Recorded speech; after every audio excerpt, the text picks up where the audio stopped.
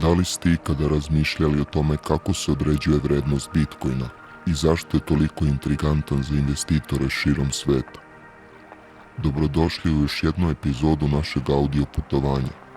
U ovoj epizodi istražujemo ključne faktore koji utiču na cenu Bitcoina. Bitcoin ima jedinstvenu osobinu da ima fiksni maksimalni ukupni broj novčića koji će ikada biti stvoren, a to je 21 milion.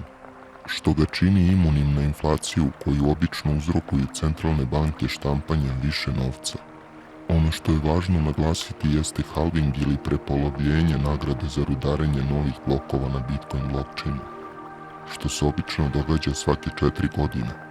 Nagrada koju rudari dobijaju za validaciju transakcija i dodavanje bloka na blockchain se prepolovi. Budući da je ukupan broj Bitcoina ograničen na 21 milion, halving smanjuje stopu stvaranja novih Bitcoina.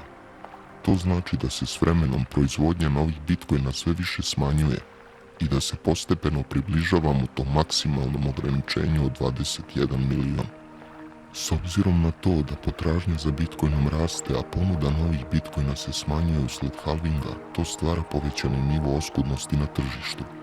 Ovaj fenomen je poznat kao oskudnost izazvana halvingom. Kombinacija Bitcoina bez inflacije i efekta halvinga stvara sve veću oskudnost i može imati značajan uticaj na cenu Bitcoina.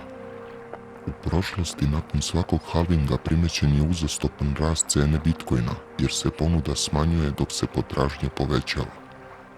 Na ovaj način Bitcoinov halving dodaje još jedan faktor koji oblikuje potražnju i cenu. Ponuda i potražnja, verovanje u tehnologiju, regulacija i medijsko izveštavanje su samo neki od faktora koji oblikuju putanju cene Bitcoina. Vrednost Bitcoina određuje se na tržištu ponude i potražnje. To znači da cena Bitcoina raste ili pada u zavisnosti od toga koliko ljudi želi da ga kupe ili prodaju. Ključni faktori koji utiču na cenu Bitcoina su ponuda i potražnja. Kao što sam već napomenuo, tržište kriptovaluta uključujući Bitcoin podložno je zakonima ponude i potražnje. Ako postoji veća potražnja za Bitcoinom nego što postoji ponuda, cena će obično porasti jer će ljudi biti spremni da plate i više kako bi ga kupili. S druge strane, ako postoji veća ponuda od potražnje, cena može pasti jer će prodavci spustiti cenu kako bi pronašli kupce. Verovanje u tehnologiju i upotrebu. Poverenje u tehnologiju Bitcoina i blockchaina igra ključnu ulogu u oblikovanju njegove cene. Kada ljudi veruju da će Bitcoin postati ključni deo budućnosti finansijskog sistema, više njih će biti spremno da investira u njega, što može dovesti do rasta cene. Regulacija. Regulatorni okvir koji se odnosi na Bitcoin i kriptovalute može značajno uticati na cenu. Ako se pojave vesti o novim zakonima koji olakšavaju ili podržavaju upotrebu Bitcoina, to može podstaći rast cene. Sa druge strane, najave strožih regulacija ili zabrana mogu dovesti do pada cene. Medijsko izveštavanje. Medijske priče i izveštavanje o Bitcoinu mogu imati veliki uticaj na percepciju javnosti u njegovoj vrednosti. Pozitivno izveštavanje može dovesti do povećanja interesa i cene, dok negativno izveštavanje može izazvati pad cene. Evo primjera iz stvarnog sveta koji potvrđuju uticaj navedenih faktora na cenu Bitcoina. Ponuda i potražnja. U 2020. godini Bitcoin je doživeo značajan rast cene jer je potražnja za njim bila izuzetno visoka. Kao odgovor na pandemiju COVID-19 i ekonomske neizvesnosti, mnogi investitori su prepoznali Bitcoin kao digitalno zlato i izbor za diversifikaciju portfelja. Povećana potražnja rezultirala je rastom cene Bitcoina sa oko $7.000 u januaru 2020. na preko $29.000 u decembru 2020. godine. Verovanje u tehnologiju i upotrebu.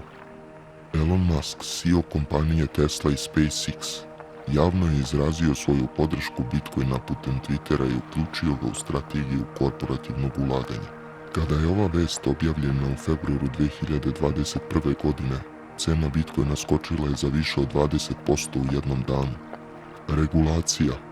U martu 2021. godine, Vlada Indije razmatrala je zakon o zabrani svih privatnih kriptovaluta, uključujući i Bitcoin. Ova najava dovela je do pada cene Bitcoina i drugih kriptovaluta, jer je stvorila neizvesnost i strah potencijalne zabrane. Također možemo reći za Kinu, kada je banovala kripto i rudarenje kriptovaluta, da je izazvala bear market. Medijsko izveštavanje. Tokom 2017. godine Bitcoin je doživeo masovno izveštavanje u medijima kada je njegova cena naglo skočila.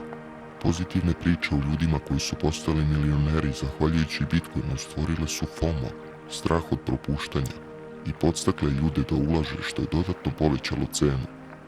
Međutim, nakon što su mediji počeli izveštavati o padu cene i regulatornim izazovima, cena Bitcoina je dramatično pala.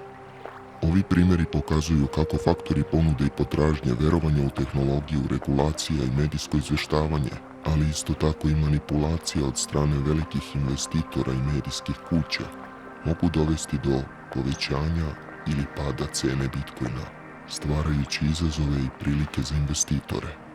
Ukoliko vam se sviđa sadržaj, pozivam vas da podelite ovu priču. Neka ova revolucionarna tehnologija bude dostupna svima koji žele da istraže i razumeju njen potencijal za promjenu u našem svetu. Bitcoin ima jedinstvenu osobinu da ima fiksni maksimalni ukupni broj novčića koji će ikada biti stvoren, a to je 21 milion, što ga čini imunim na inflaciju koju obično uzrokuju centralne banke štampanjem više novca.